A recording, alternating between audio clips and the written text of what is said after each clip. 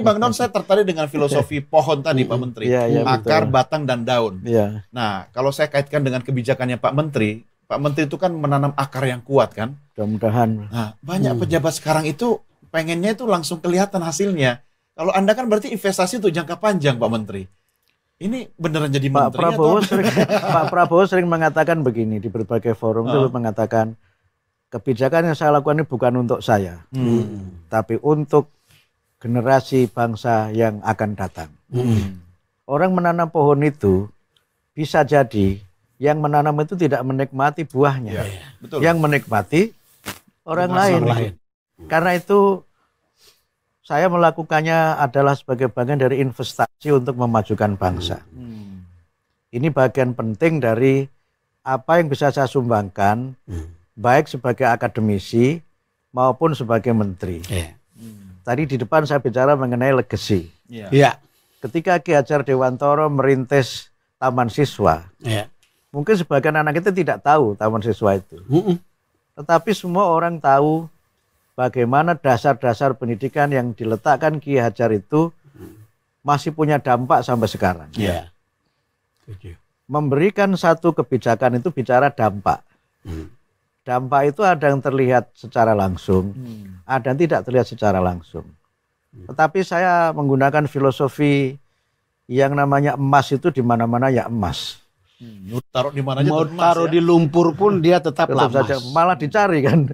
Semakin di lumpur semakin dicari. Artinya apa? Kita bicara generasi emas 2045. 20 tahun lagi. Saya tidak tahu 2045 saya di mana. Mungkin sudah di alam baka. Bang Don mudah-mudahan diberi umur panjang, Mas Don juga diberi umur panjang. Berharap sama Mas Menteri juga gitu. 2045 generasi emas itu kita menanamnya dari sekarang, Mas. Kita pakai matematika sederhana, Bang. Anak-anak sekarang kelas 1 SD itu umur berapa? Ya umur 6 tahun 6 kan? atau 7 tahun kan? 20 tahun lagi mereka umur berapa? 26. Nah, sehingga wajah 26 tahun anak-anak kita 2045 adalah anak-anak sekarang di SD. Iya, betul. Bagaimana mereka di SD ini nanti setelah 20 tahun akan menjadi generasi emas. Melihatnya setelah itu, Bang Don, itu Mas Don.